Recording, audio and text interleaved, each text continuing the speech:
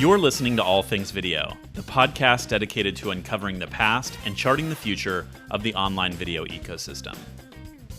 You're listening to All Things Video. I'm your host, James Creech, and today's guest is Stu Smith, SVP at Fullscreen. Stu, welcome to the show.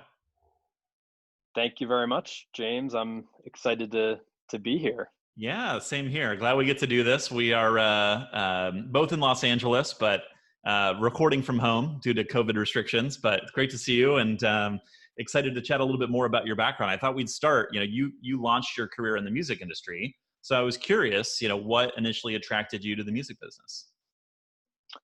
It's a good question. And let me correct the record just briefly, because I'm actually in Oregon right now. Oh, hey, look at that. LA, okay. Spending a little bit of time in beautiful Central Oregon, so but hopefully soon we get to actually see each other in person. That's right. Back in LA. Yeah, very nice. Yeah, I've got family in Eugene, Oregon, so that's a beautiful part of the world. Awesome. Yeah, it's we love it up here. Nice.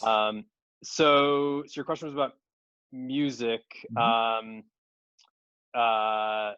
Let's see, where can I start there? So I might just go all the way back. Sure, let's do it. That's what we're here for. Yeah, cool. So growing up, my dad worked in finance, in banking, and I really loved what he did, or so I thought. I mean, as a kid, you only kind of get exposure to some, small part of what your parents are doing.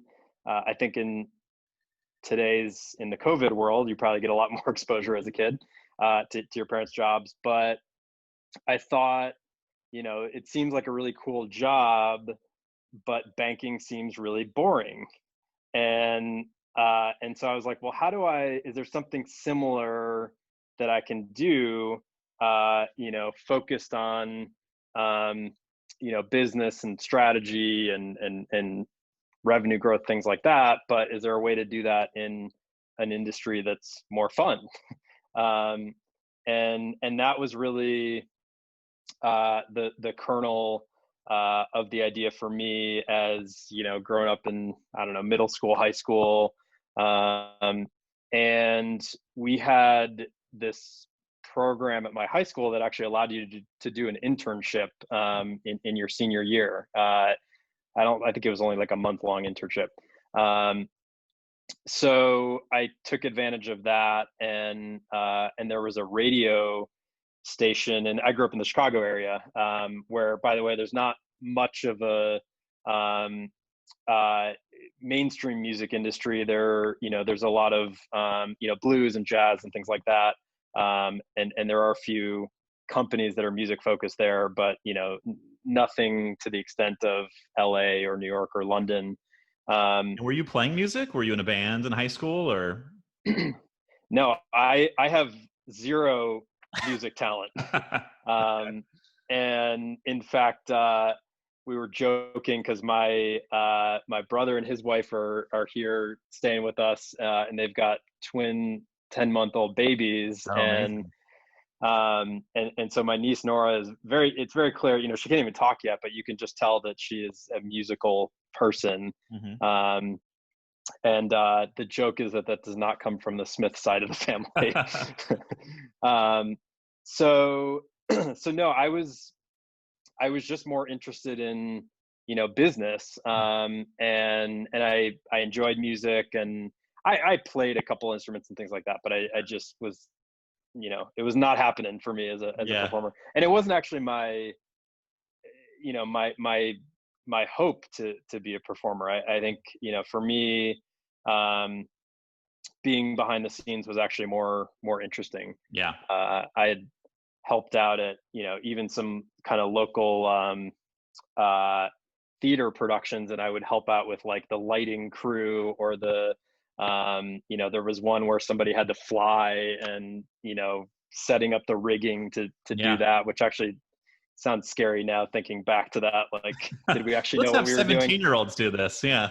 Yeah, I think I was like 11 at the time. I mean, there were Wow. Okay. adults, Yeah. there were adults involved, but Yeah. still. So uh, no, so what was interesting is I did this. I found this radio station that was new-ish. It had kind of I don't know, had new ownership, and I think they were trying to develop sort of a new format that fit somewhere between alternative, or at least what at the time what was called alternative. Um, there was a radio station called Q101 in Chicago that was really the dominant station in that space, and it was it was big, so it wasn't like so alternative that it was really niche.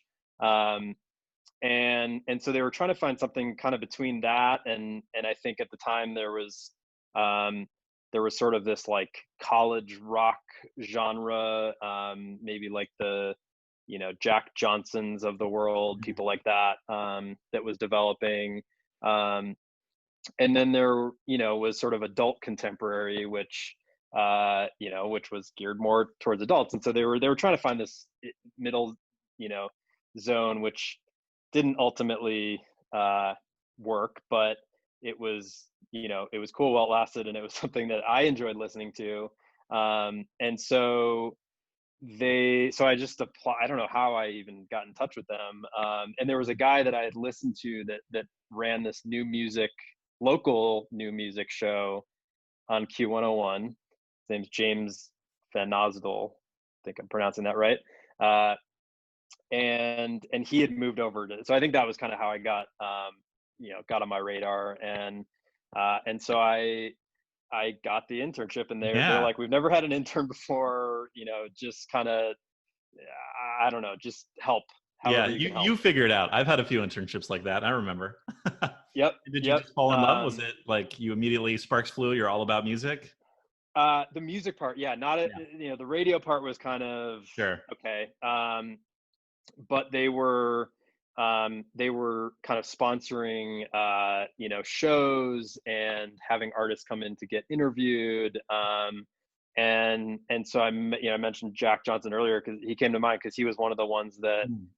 I think they sponsored like an in-store an in-store performance, and then had him to the station to do an interview. And that day they kind of were like, okay, Stu, you're here, just connect with the guy that's his tour manager, is kind of his person on the ground, and whatever they need, if they need waters, if they need a taxi, or if they whatever they need. And because it was these kind of two events, it sort of lasts Sure. all day. So I just was asking this guy questions, and was really intrigued by the business side behind it, and what all it took, and the idea of being on the road was not all that appealing. Sure. That's, I mean, they were like, I think he wasn't, he was starting to get pretty known, but he wasn't as known as he is today. And they're driving around like a little rental car, and it did not seem Not that as glamorous as glamorous. it sounds. Yeah. No, but was just really interesting when you think about it from a business standpoint. And you think about how someone like that connects with an audience, and how those events help grow the audience, and what it looks like to be kind of on this crazy trajectory. Yeah.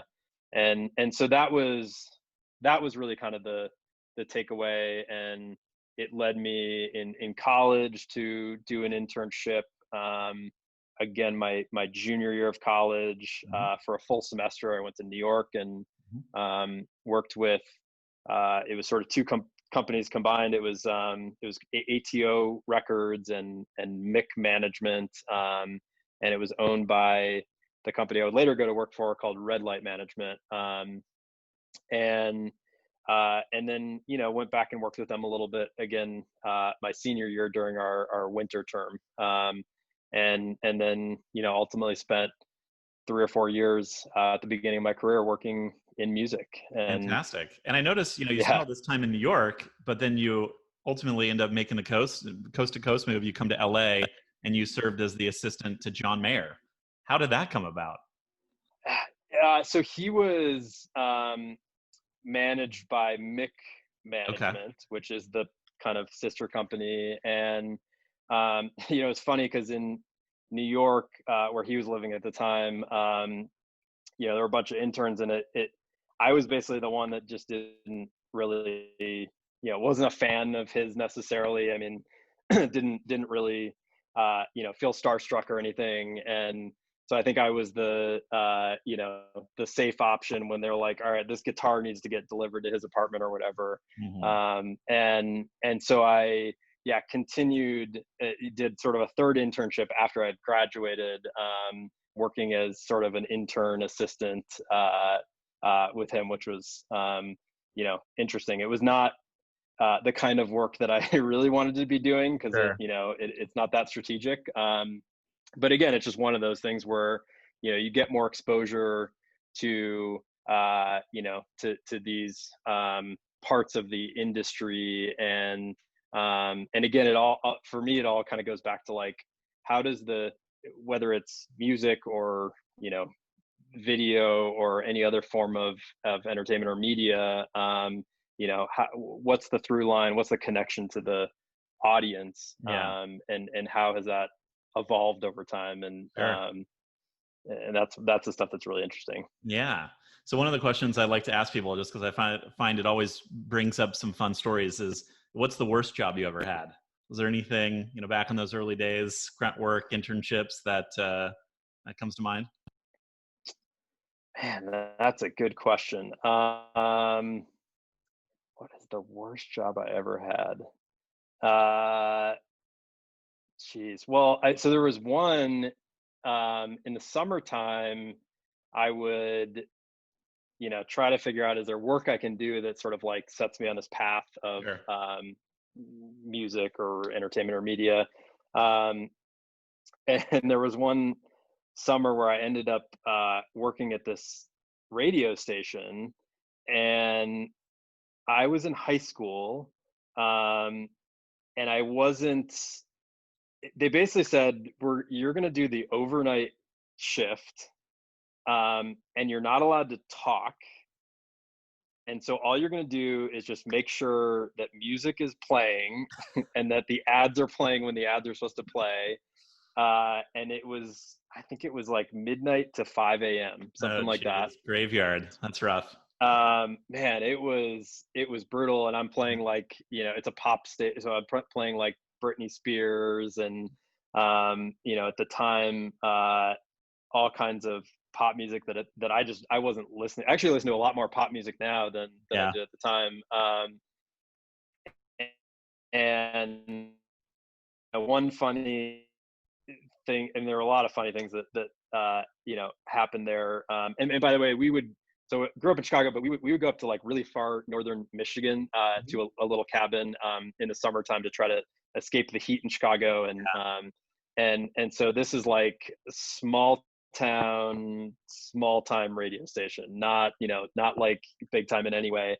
Um, and I can't imagine anybody's like really listening at that time of night. I mean, maybe they were sort of passively listening. Yep. But there was one night where something happened. It was something technical went wrong where, I want to say, because I think I was using CDs at the time, and they were, you would load them into these plastic cases, and then you'd stick them in. So it wasn't like a normal CD player. It's, some kind of special thing that they had for radio stations.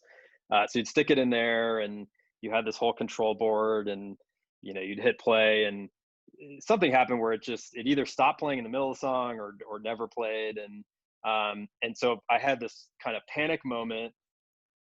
And then I think what also went through my head was like, maybe this is my big break. Maybe this is my moment. This is it. This is my shot. And they had been very clear, don't talk. Yep. And it's like 3 a.m.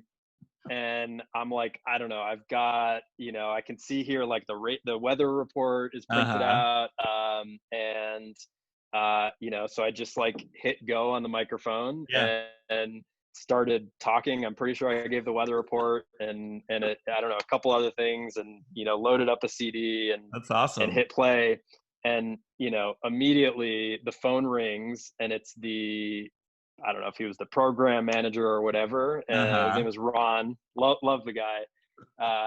And he's like, if you ever go on the air on my radio station again, you're done. Wow. So he And was so really that listening was at 3 a.m., huh? He's actually paying he attention. he was listening, and there's a good lesson there too. It's like, Sure. the guy, clearly I was not trained and didn't know what I was doing, Yeah, um and if it's like, like I said before, it's all about the audience, for and sure. if he's trying to, that's sort of his product, and if he's trying Yeah. to make sure that what's going out to his audience is it has the right amount of polish, or Yeah. professionalism. Seems to me um though, like you were thinking pretty quick in the moment and solving a problem. yeah, it You might didn't have see been it that way. more the like, this might be my moment Uh-huh. thing driving that, Yeah. because maybe I could have gotten that other CD going a little faster. Yeah. uh Love it. It's who funny. knows. There we go. So you spend all this time in talent management, right? After you graduate, you work in the music business, you're working in artist management, and then you kind of make this change, right? You transition more into technology, first serving as the director of artist partnerships and BD for CrowdSurge. So just kind of curious, how did that change come about? Yeah, so I, again, kind of going back to that idea, that early idea of, I love business and I'm passionate about business. At Red Light, and as a music manager, what I found was that there wasn't really that kind of a role. Most of the roles in a company like that, which now looking back, it makes complete sense. Most of the roles are kind of talent management. I mean, it's a client services business, and so you need people to provide client services, and you need clients, and that's the business. It's like a, I don't know, in banking, there's plenty of analogies, with how Goldman Sachs works with high net worth individuals, things like that. Um, so what I found was it was fun. I had a ton of respect for the folks I was working for, and learned a lot from them about the industry, and that industry in particular has a lot of um, nuances to it, and there are things that you kind of have to just learn through osmosis, and it's sort of like you do things a certain way, but it's kind of, you can't really teach it, you just sort of absorb, um, or you get people to absorb, and then they kind of take the torch. um, so it felt like a place that I could stay for a long time, and really, it would be enjoyable, right? It would be fulfilling, rewarding, fun. I mean, what's better than like being able to go to any concert that you want to go to, Sure. and going to music festivals, and traveling the world, and that's a good thing. As the manager, you don't actually have to like go on the road. You sort of pick and choose which shows you'll go out to for your clients, which is great, because the 3 months on the road, whether you're at the highest, flying private jets and things like that, it's still just brutal. Yeah.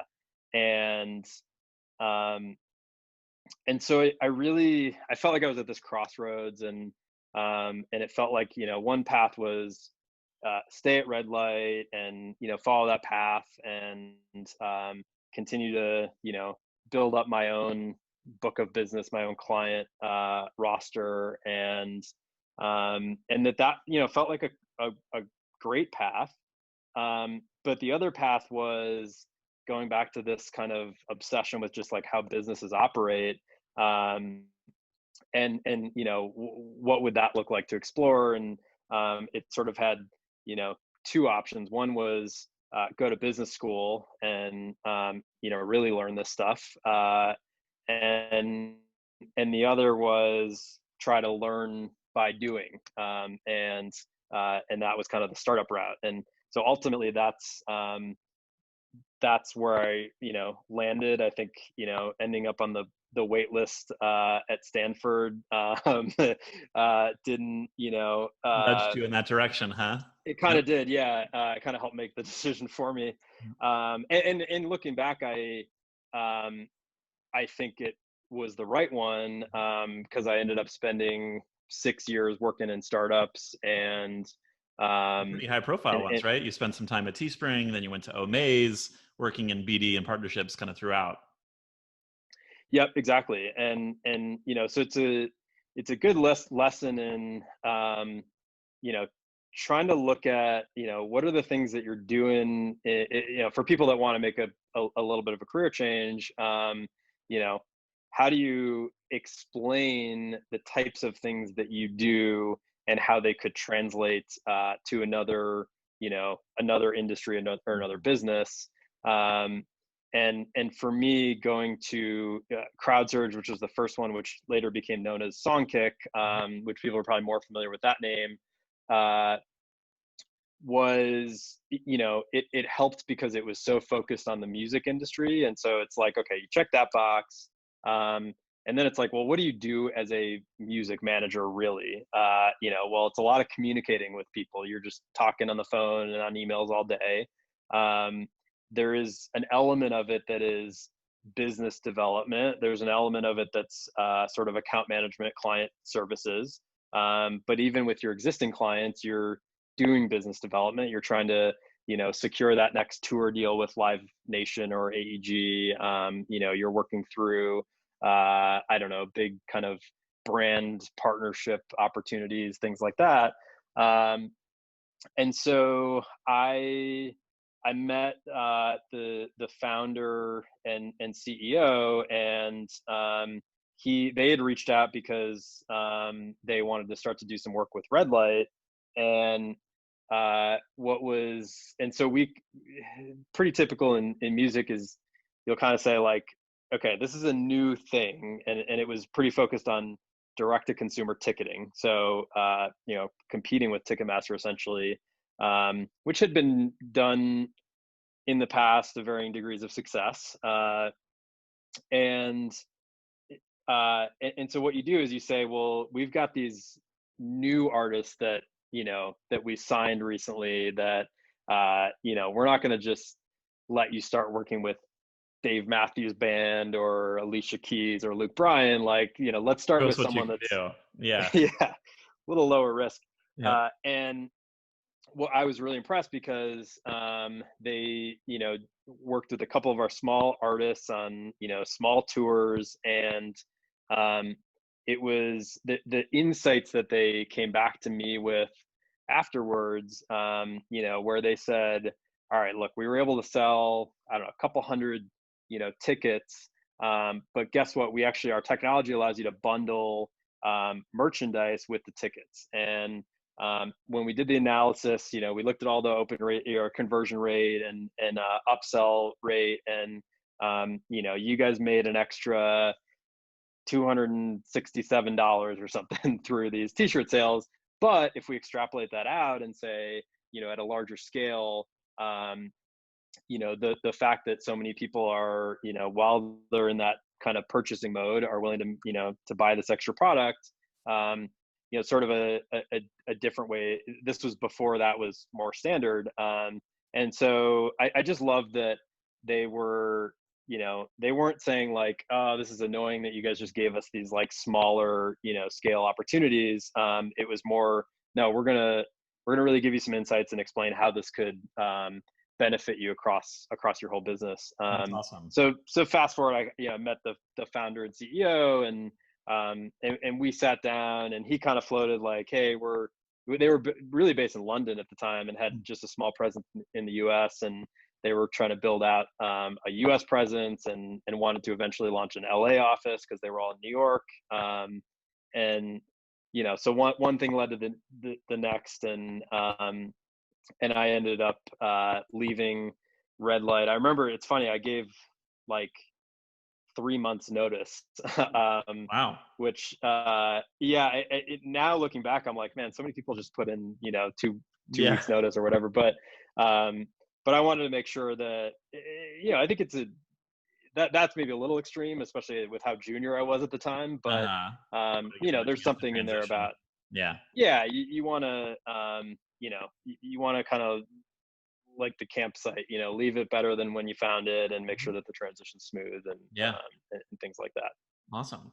And now for the past 2 years, you've worked at Fullscreen, leading Creator Labs and public figures, creator partnerships, all the different business units kind of that are talent facing. So how did you find out about Fullscreen, and what has led to, your focus there?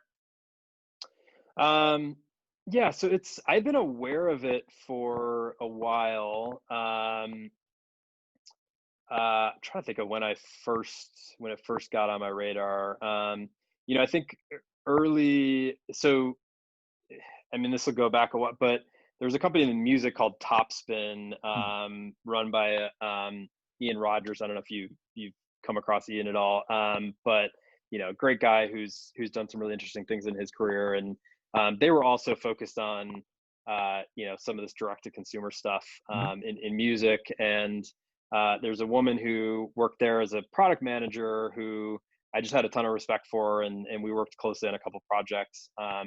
And she ended up going to she didn't go to Fullscreen, she went to another company like it. And I can remember us, I don't know, it was probably 2011, and we're sitting at a restaurant on Sunset Boulevard, and she's trying to explain to me how what a beauty creator was. And I'm like,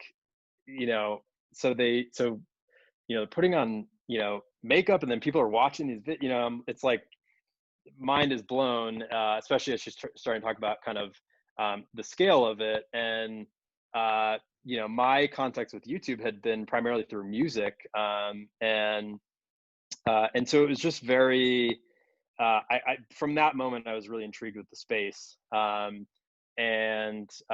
So while I was at Omaze, I ended up getting connected with Bo Bryant, who's a GM at Fullscreen. And we had, our first meeting, I was kind of like, look, I'm, Omaze is an incredible company, and doing some really interesting things, and sort of transforming its own business. I'm not really looking to leave there. And, and he was trying to hire someone like me, but he's kind of like, doing the same thing, like, we're not in a big rush and we got to find the right person. So we end up kind of once a month or so, we would just meet and do these kind of whiteboard sessions, and just sort of, talk about the industry, almost a conversation like this, pretty casual. And, before you know it, he's, I think he and I were both convinced that that it was the right, the right next move. And so then I ultimately joined, and it was an interesting time. It was, I agreed to join before, and then, ended up joining right sort of as the acquisition by AT&T was happening. And so, those, for some companies, those moments are, we need to really, change our business. I think for Fullscreen, it was, let's, a lot of what we're doing is working. And so let's really kind of double down in those areas. And let's be aware of sort of the larger business that we're a part of, and sort of, the larger industry, and how it's evolving, because it's moving really quickly, and try to have an eye towards, way down the road, can we sort of predict where the puck is going, and set ourselves up for that. And at the same time, do all the things you got to do with a business, which is make sure that you've got you know, a well-oiled machine, so to speak, that, you know, things are working and people are clear on what the mission is, and that you've got a great culture, because it, you know, what happens at you know, what can happen at really large companies, and this is where I think startups and tech have done a good job of taking, you know, small team culture and scaling that to you know, the thousands, tens of thousands, hundreds of thousands. But you know, there's always that risk of, do you lose the culture? And so there, you know, been a lot of focus on that, and that can be, you know, can be hard to do, especially when you've got really ambitious business goals, and again, you're in this dynamic industry, and so yeah, it's been about 2 years. Awesome. I remember about 2 years ago, the first time we met was in London at VidCon London. Yes. At a dinner. And I think you were fresh in, right? You had kind of just joined Fullscreen and we're still getting the lay of the land. But yeah, that was the first time we connected. I was. And man, the days of traveling, by the way. I know, right? Long gone. I miss it. Yeah. You know, I miss it, but I don't miss it, actually. Yeah. The fact that I haven't had to get on a plane in, I don't know, 5 months or something is kind of nice. Exactly. But yeah, that was, you know, that was fun. And what I just realized, because I was looking at some social feed this morning, and I think you had my buddy Jasper on your podcast. That's recently, right. Yeah. Jasper was my just my first video, all things video interview. And we had a great time. Jasper and I have known each other for a couple of years now, and we've just been playing tag around when to do the interview. And he wrote me back. He's like, it's maybe a year to the date since you first invited me, but I finally have a proper microphone. Let's make it happen. And I'm so glad we did. Jasper's terrific. He had a lot of fun stories to share. He's an amazing guy. And yeah, when you said London, because I remember I saw him on that trip there. Sure. And yeah, so that's a small awesome. universe. It is a small world. Yeah. Sure. So now, you know, things have changed, obviously. You mentioned the AT&T acquisition. Now you're part of Warner Media. What is Fullscreen's role within the larger overall Warner Media strategy? You know, a lot of it is keep doing what we're doing. It's you know, and again, that's where kind of acquisitions differ. There are certainly times where an acquisition is, you know, to fit some piece of technology or part of a business into a larger strategy. And there's other times where you say, hey, this, you know, company is doing interesting things and has product market fit, and the ability to scale and to grow, and you know, serve their constituents, whether it's, you know, customers or clients or whatever. And so that's what's been great, is you know, that those are pretty easy marching orders, like, you know, keep doing what you're doing, do it better, and over time, and you know, try to, the best you can, try to predict the future, and you know what's coming, so that the business is set up for that. Yeah, that's awesome. And in addition to your work at Fullscreen, you know, you've advised a number of early stage companies, and you've also invested in several startups through a venture fund you launched with your brother back in 2015 called Coughdrop Capital. You know, wanted to know a little bit more about that. What inspired you two to start a fund? Yeah, it's a great question.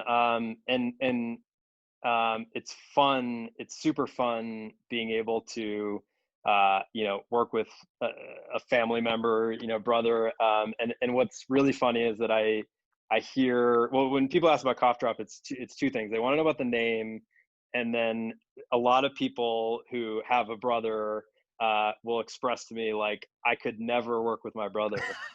And I'm like, you know, that's never, you know, we're very different, and I think have complementary skill sets. Yep. And we would fight sometimes playing hockey in the backyard, you know, growing up and things like that. But, you know, but it actually works really, really well. And, but it is funny to me how many people say that they could never do that. That's funny. I'm trying to get my brother to do real estate deals with me. So there you go. Yeah. We'll see. So we started 5 years ago. I was at Teespring, I was hired by Jack Altman, who was my boss until he ended up leaving to go start a company. And Jack, when he left, my first question to him was, I mean, there was all the sort of transition stuff, as you can imagine, but I was like, forget about all that. Like, number one question is, I don't know what company you're starting. I don't know who you're starting it with, but will you please let me become an investor? And I was like, by the way, I know you have your choice of any investor in the world. Yep. Because he just, had such a great track record and great relationships. And so he did. And at that moment, for about 2 weeks, the company was completely different. I won't say what it was, but it was consumer facing, and just completely different, had a different name. But within a couple of weeks, they evolved the idea, and it became Lattice, which is a B2B software. They say SaaS. I mean, a lot of people watching this, might not know what that is, or might, but software as a service,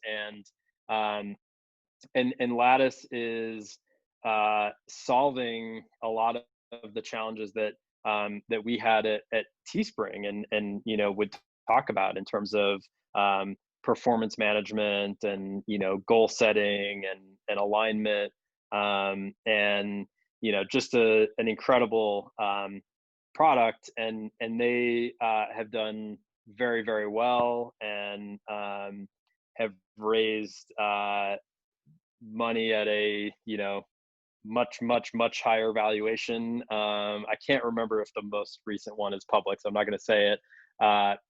But Jack is one of my favorite people in the world, one of my favorite bosses ever. That's awesome. And gave us that opportunity. And by the way, so the first call I made was to my brother to say, hey, we're both kind of in this tech world. Why don't we do this together? And we had talked about investing long term, but for us, it was like, what's the crawl, walk, run? And that was sort of the crawl stage. And we felt like it was going to be good learnings no matter what. We didn't know if the company was going to be ultimately successful. Most startups fail even when they have the best founders, and things seem like they should go right. But we knew that we would get some learnings, and we also knew that it would start to give us that experience and that traction, that you can just wait for 5-10 years and like go straight to the run stage, but it's actually better to approach it and try to learn along the way. Get in early. Yep, exactly. So we did that, and then about a year and a half later, invested in a company called Superhuman that at the time was not as well known as it is today. And so both of those investments did really well. And what was interesting for us is, we kind of have this unique challenge where we really love our quote unquote day jobs. And we also love what we do as investors. And we've found that you can become a better investor when you're a great operator, or I don't, not to call myself a great operator, but when you're learning things from being an operator. And then on the flip side, you can become a better operator by doing the investment work. And it may mean you have less free time in the day, because you kind of have two jobs, but you learn a lot throughout that process. Sure.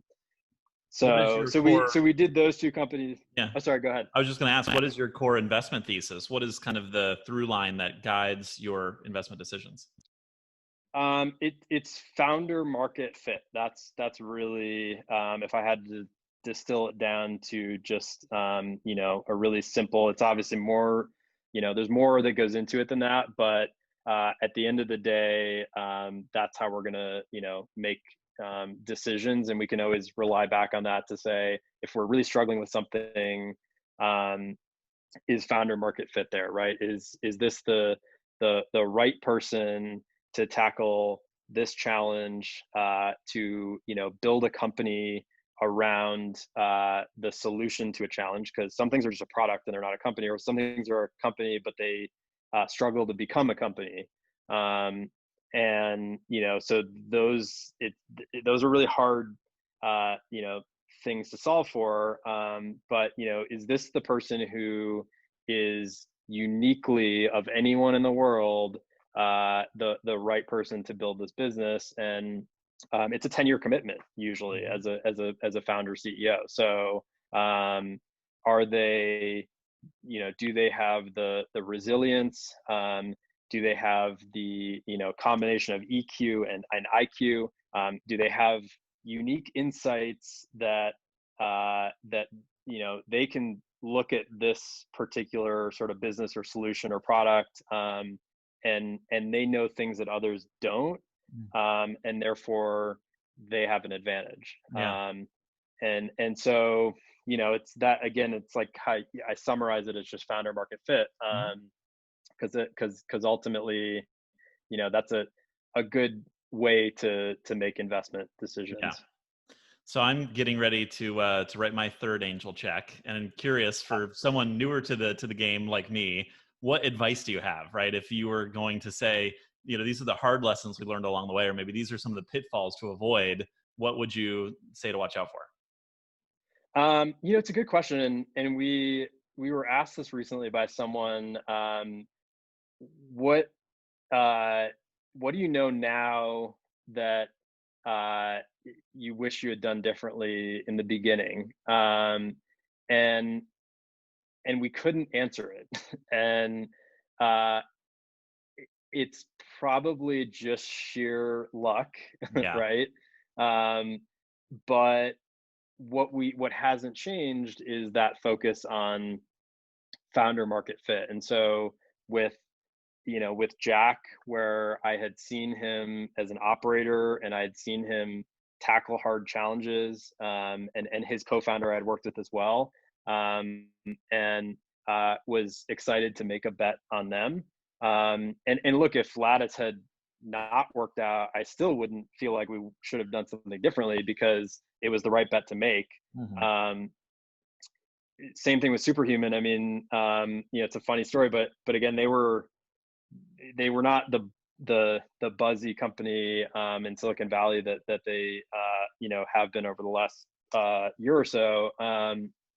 And Rahul, the founder, so my brother was one of the earliest users, and he gave me an invite, which I think, I don't know, there maybe were a couple hundred users at that time, so it was super early. And I remember I would email Rahul like once a month and just say, hey, I have this invite, like I'd really love to get onboarded at some point. And it just, it wasn't at the top of his priority list at the time. And what I know now is that he was really heads down with the team, focused on the product. And he felt like, we don't want to start to, yes, it's a paid product, and so the more people we onboard, the more revenue we're going to earn. But again, going back to the founder market fit, he's thinking, what is it that the consumer wants, and what is going to, in his words, delight them? And that is, that can be really hard for a team working on a product that they're like, we want this to see the light of day because we think it's awesome. And he's like, we can make it awesomer. And so he emailed me on a Thursday, and he said, Stu, I'm coming to LA to onboard you. Obviously lives in the Bay Area. So I'm like, okay. Are you free at XYZ time? And he shows up, and he's got a bottle of whiskey for me as a gift to say, I'm sorry it's been 6 months or however long. And he sat with me for an hour, and he spent the first part watching me use Gmail to understand just how I use email. And then he set me up on Superhuman and kind of customized a few things, and then watched me use Superhuman.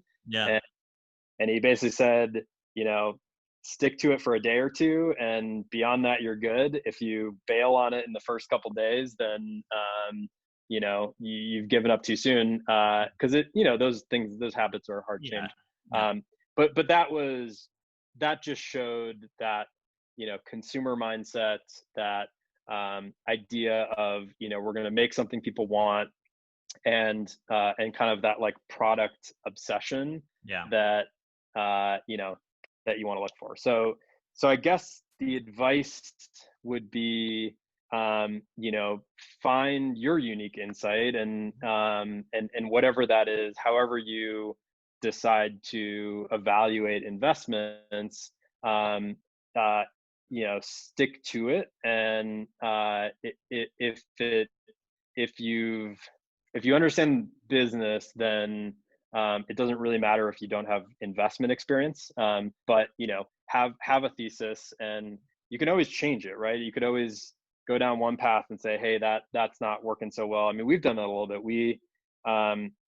We were pretty focused on just B2B software, SaaS and prosumer, and we're trying to stay away from anything consumer. But fast forward to today, I think 4 or 5 companies in our portfolio are consumer focused, and so you can set these kind of restrictions for yourself, but you also can, if you're the one making the rules, you reserve the right to break the rules. And there we go. Iterate your strategy over time. I like it. Well, we just have a little bit of time left, but I want to kind of switch it up, ask you a few rapid fire questions to close things out. One of the things I'm dying to ask you is, big news today. Kevin Mayer says he's stepping down as the CEO of TikTok. Obviously, he didn't forecast the political climate and all the hurdles they would have to overcome. What do you think this signals? Is this a sign that the acquisition is looming and he's out for the next gig, or is it just that TikTok has got a lot of challenges that lie ahead? What do you think of the whole recent controversy? So I'm not going to comment on that, but what I will say is TikTok has, speaking of unique insights, it's really incredible what they have been able to build. And when you think about what does the next 10 years look like in media, you really, there's so many unique things about what they've done, but this idea that, you can have your phone in front of you and you can be the viewer, and then in an instant hitting a button, you become the content creator. Mm-hmm. That's something that's very exciting, and has tapped into, again, make something people want. Like, it all goes back to that. And clearly that idea of being able to have, the audience be the talent and the talent be the audience, and have that all be, interchangeable and all be so fast. That to me is exciting. And regardless of what happens with specific companies, will be something that helps define the next, the next 10 years. Yeah, for sure. The other thing I think a lot of people are closely following at the moment is the Epic and Apple showdown, right, over the App Store tax. Epic, making the case that Apple shouldn't be able to command the 30% premium for sales and in-app purchases, and Apple booting it off the App Store. So, what do you forecast? What's the outcome there? Are we going to see changes in that ecosystem, or will Apple kind of win the day? It's I would always bet on, as someone who's works in tech as an investor, I would really bet on kind of developers and those leading the charge in terms of innovation. So I don't know. I'm sure the details will get worked out, but I think that for Apple and for everybody, more innovation is better, and empowering developers leads to great outcomes for everybody in that ecosystem. And when you look at what Epic has done, it kind of goes back to the beginning of our conversation, which is connecting to your audience. And similar to, you can look at what Uber did in the early days to, rally their users around, trying to, go around regulations basically. They're doing it again now that Uber may be banned in California. It's been, you have to they've watch got it. some, Yeah. and but the question is, are those users as connected, to them as a brand, as a company, and that'll be interesting to see. But it's a good lesson for any type of company, any type of brand, to learn from what talent does, whether it's in film or TV or sports or music. There's a lot of power in that. It takes time to build, and it has to be genuine. And but if you do build that, then you have that ability to to drive change in whatever whatever way you want to. I mean, you can see what's happening with the NBA, I think, is another great example. Sure. And in some of these industries, I think music's a good one, where for a long time it seemed like the power dynamics were off. It was like the people in the middle and the companies in the middle were the quote unquote powerful ones. And I think that's evolved. I think that there's a recognition that, if you're the one making the stuff, whether it's a product or a, or music or some piece of content, you're what's unique in that whole equation. Reducing the power of the audience. gatekeepers. Yeah. The Epic versus Apple case is a particularly thorny one because, all of the consumer sentiment, public opinion, it seems to be firmly on the side of Epic Games, right? And Fortnite and, Apple is this big, greedy, cash-rich corporation, but all of the legal precedent is on Apple's side. So, they're not compelled to do business with someone. If they want to boycott the platform or not adhere to its rules, Apple's free to kick them off under current doctrine. So, what I think the potential outcome here is the courts rule in Apple's favor, and then Congress is now considering, maybe changes to legislation, and obviously taking a look pretty firmly at antitrust, not just for Apple, but across the board, actually looking more at kind of Google and Facebook, it seems, or even Amazon, even though, like Google is perhaps the worst culprit. But in any event, it'll be interesting to see what plays out over the next year or two, because these political dynamics are now impacting what's happening in media and technology. Yeah, and it's fun to think about, Apple started in a garage, right? And, Sure. There were these big companies that they were like, oh, we're gonna make something better. And so it's interesting how that sort of public perception of companies can change over time. Definitely. Stu, one of the questions I ask everyone who comes on the show is just, if you were starting a business in the digital media space today, what would you do, right? Thinking like an entrepreneur, obviously you work closely with a lot of entrepreneurs on the investment side. You're an operator at Fullscreen. What's the white space out there? What are the new challenges that you'd love to attack if you had, the free time and all the resources to go run it down? Yeah, I mean, I'd be looking, there's always a risk that you start something before, and you're too early, basically. We've seen how, with COVID, I think, you can see how trends can get accelerated, but what I would be looking at is, look at the history of media, where it tends to get better over time. And you could actually argue a counterpoint to this, but but I think you could argue that TV, made radio, made a better thing than radio, right? Because not only is it just audio, but you also have the visual element of it. Now, and we're on a podcast right now, I would argue in many ways, audio is an underappreciated, or was kind of an underappreciated medium for a period of time, and has now had this really awesome resurgence.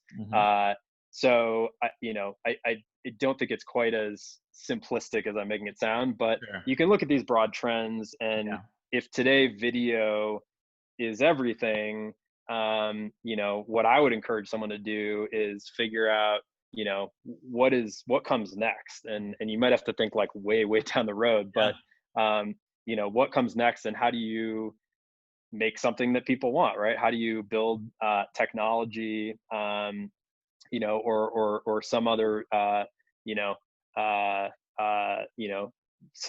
piece of value that can help, people that are wanting to, connect with an audience, or, be a part of that next phase.